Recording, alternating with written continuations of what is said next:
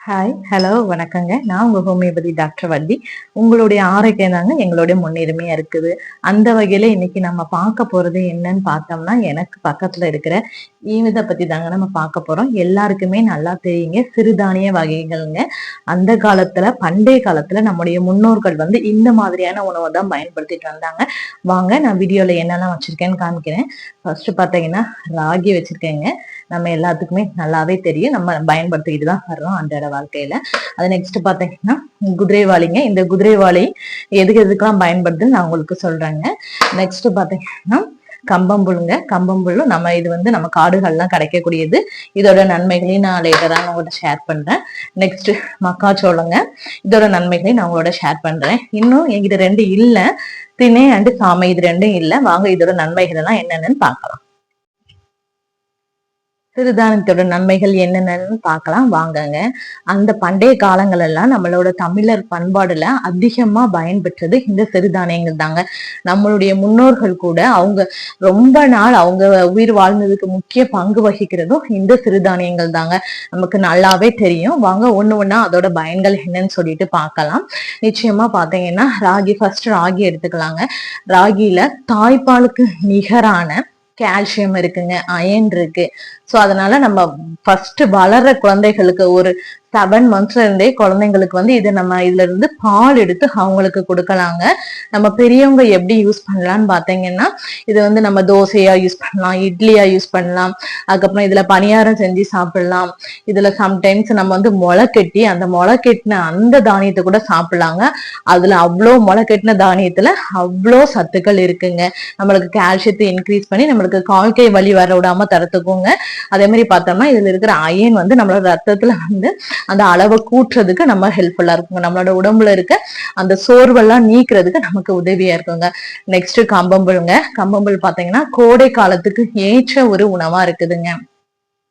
நிச்சயமா அந்த காலத்துல இருக்கிற பெரியவங்க நம்மளோட வீட்டுல இருந்தாங்கன்னா கம்பு கஞ்சின்னு ஒண்ணு செய்வாங்கங்க. நம்ம எல்லாருமே சாப்பிட்டுருப்போம்.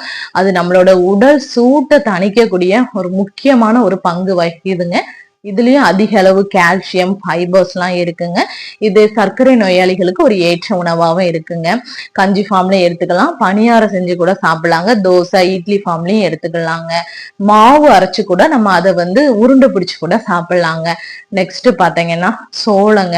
இந்த சோளம் வந்து நம்மளுக்கு வந்து நிறைய ஆற்றலை தரக்கூடியதுங்க. அந்த இம்யூனிட்டி பவரை கொடுக்கக்கூடியது. நம்ம சோர்ந்து போகாம அன்றாட வேலைகளை செய்ய தேவை நமக்கு ஆற்றல் தரக்கூடிய ஒரு வலிமை வந்து இந்த சோளத்துக்கு இருக்குங்க.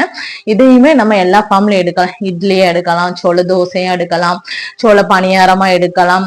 சம்டைம்ஸ் மாவை வந்து நம்ம சோளத்தை வந்து அரைச்சி மாவு வச்சு உப்புமா போட்டு கூட சாப்பிடலாங்க. இந்த சிறுதானியங்கள்ல இருக்கிற முக்கியமான நன்மை என்னன்னு பாத்தீங்கன்னா, நிறைய ஃபார்ம்ல இதை எடுத்துக்கலாங்க. பிள்ளைங்களுக்கு இட்லியா பிடிக்கலையா நம்ம தோசையா சுட்டுக்கலாம், தோசையா பிடிக்கலையா அவங்களுக்கு பணியாரம் பிடிக்கும்னா நம்ம பணியாரம் சுட்டு கொடுக்கலாங்க.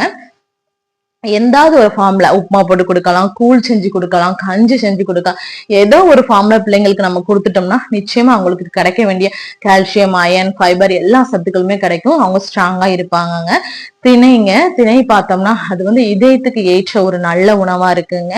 ஆக்சுவலி பார்த்தோம்னா அது நல்ல ஒரு வலிமை தரக்கூடிய ஒரு உணவா இருக்குதுங்க.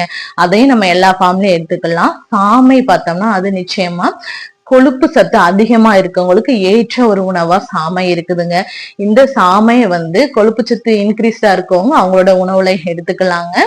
அதே மாதிரி பாத்தீங்கன்னா உடல் எடை குறைக்கணும்ன்றவங்க இந்த சாமையை அவங்களோட சாப்பாடுல எடுத்துக்கலாங்க.